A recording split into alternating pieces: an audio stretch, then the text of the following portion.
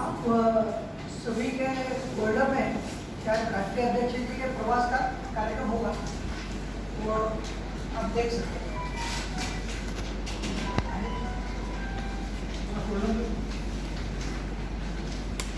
चला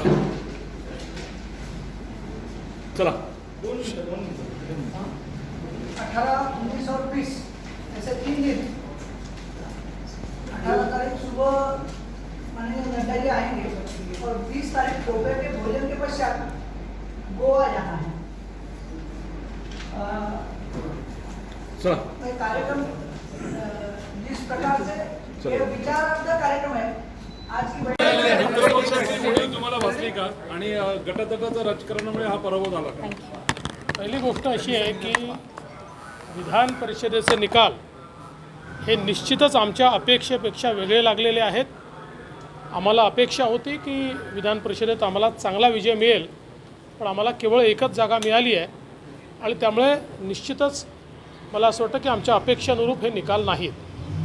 मुळातच याचं विश्लेषण करायचं झालं तर पहिली गोष्ट भारतीय जनता पक्षाच्या सगळ्या नेत्यांनी आणि कार्यकर्त्यांनी प्रचंड मेहनत केली आहे, अगदी खालपर्यंत ते गेले।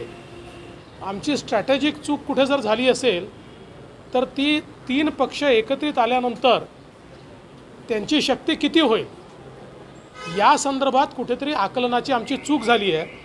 पण मला असं वाटतं की पहिली निवडणूक होती, त्यामुळे आम्हाला आता त्याचा अंदाज आला आहे आणि पुढच्या निवडणुकीचा प्लॅन त्यानुसारच आम्ही निश्चितपणे तयार करू।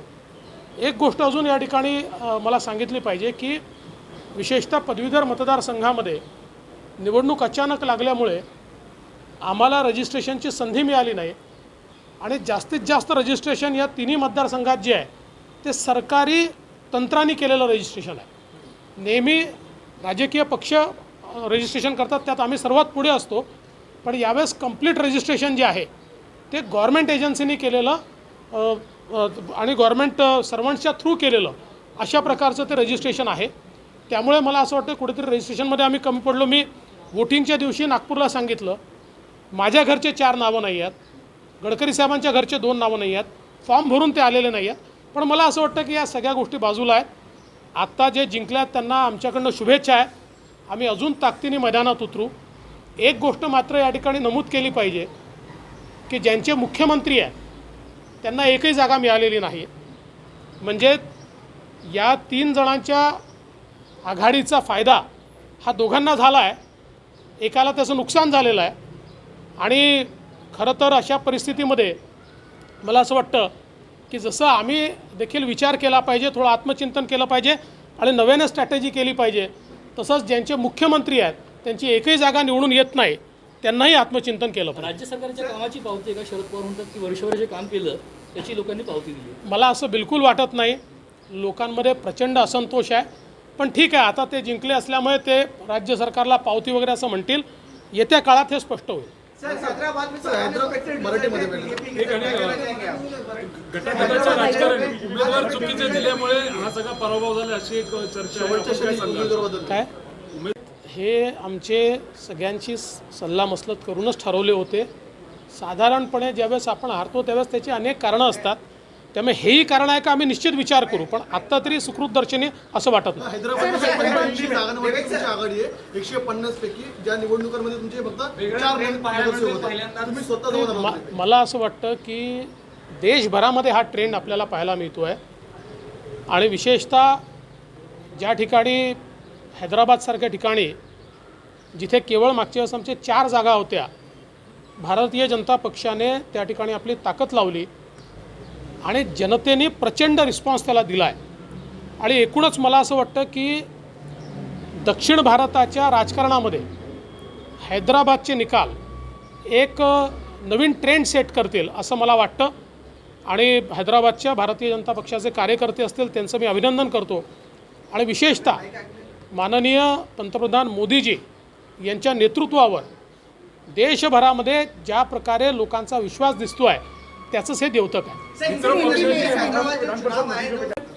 महाराष्ट्र विधान परिषद के जो चुनाव हुए उसमें जो निर्णय आए हमारे अपेक्षा अनुरूप वो नहीं है।